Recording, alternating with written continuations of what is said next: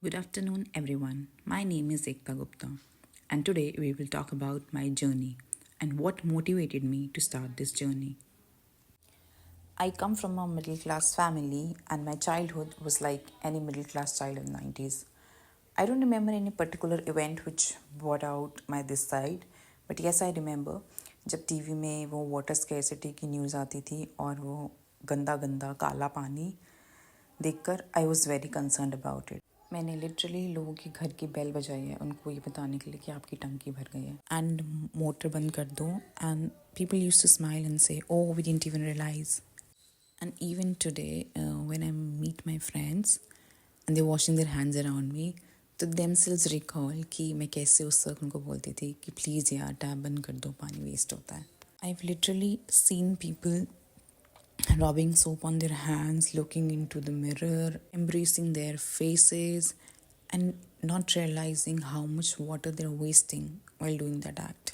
In school, I was a bright commerce student. After 12th, I chose political science honors at Daulat Ram College to prepare for my UPSC. I even did my master's in the same field, and my dream was to get into a position of power to bring about change. And my very first vision was to make rainwater harvesting mandatory.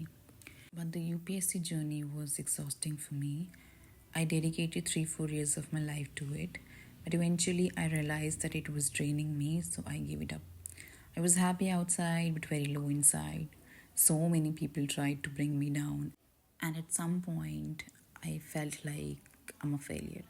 Between 2021, I struggled with my mental health, and we also faced a few tragic young deaths in our family, which was deeply painful. My nephew, who was just a baby, developed breathing issues because of Delhi's air pollution. The doctors said if his conditions don't improve, we will have to admit him.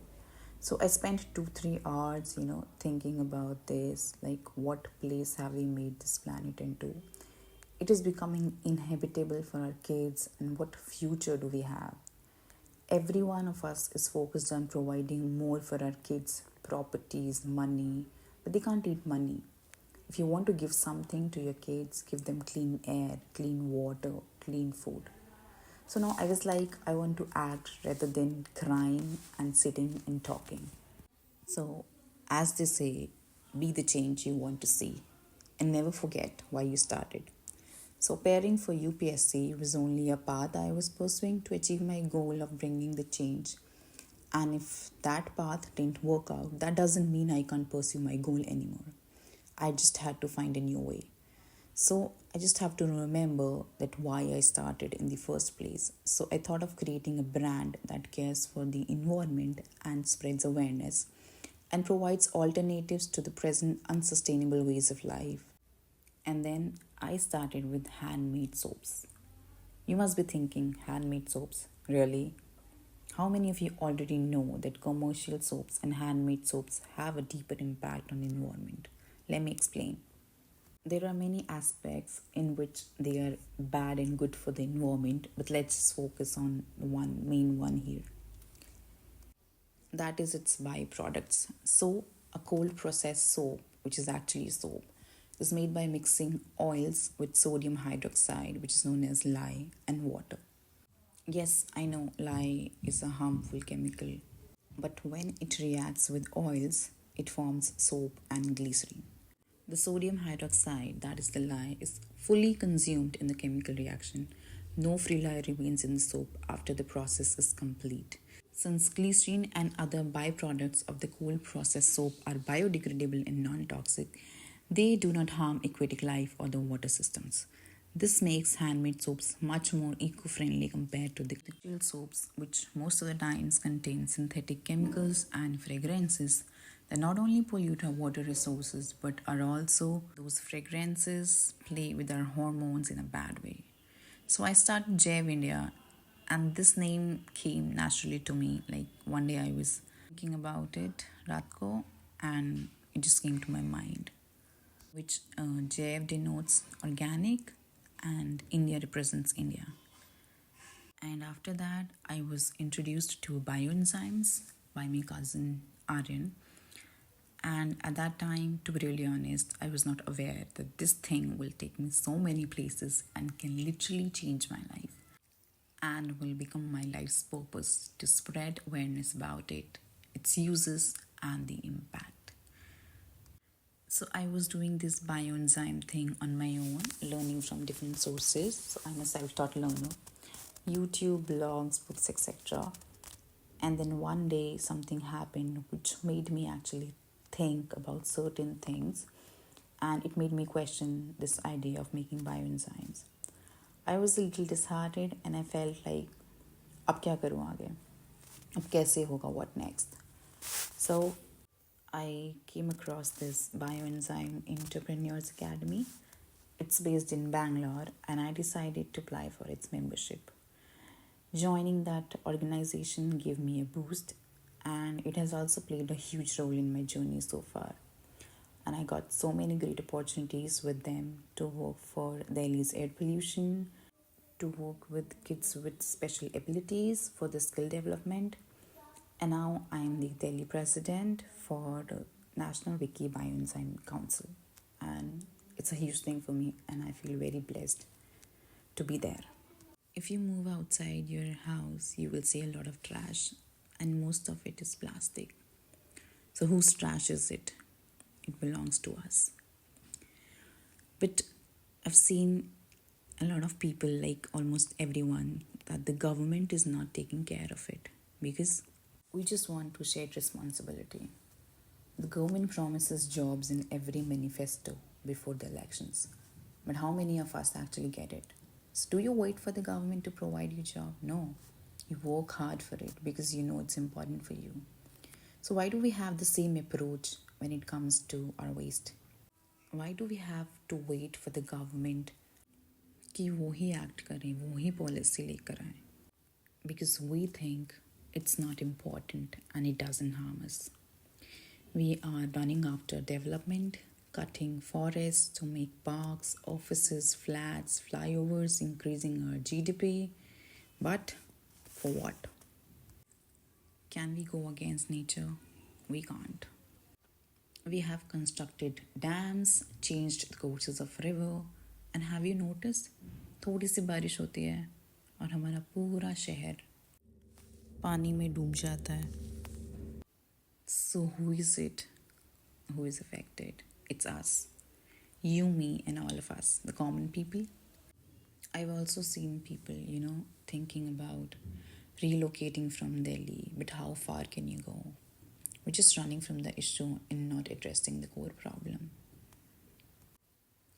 Every winter's Delhi sees the odd and even scheme for cars when the actual pollution is caused by two-wheelers. Do you know that 60 to 70% of the pollution caused by vehicles is from two-wheelers and not cars? Water cannons are sprayed on streets to curb the air pollution, and crores of rupees are spent on tenders for these. But these are all temporary solutions. And what we lack here is intent. I am a Hindu and I believe in God.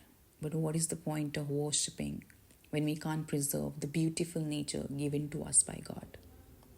You visit any pilgrimage, you will find loads of single-use plastics. Take for example Haridwar. Can you remember those orange bottles जो लोग खरीदते हैं गंगा जल लाने के लिए? And what happens to them later on? It just adds to the heap of landfill.